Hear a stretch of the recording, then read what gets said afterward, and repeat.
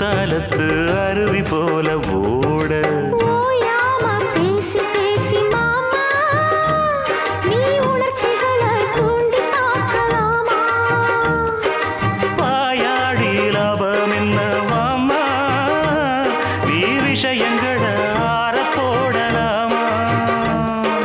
வெச்சது யாரு சொக்கப்படி என்னவ பண்ணுப்படி சொன்னத கேளு கண்ணுமணி சொந்தமும் பந்தமும் வந்ததடி சொல்லிக்கொடு சொல்ல சொல்ல கத்துக்கிறேன் விட்டுக்கொடு மிச்சம் இது தட்டுக்கிறேன்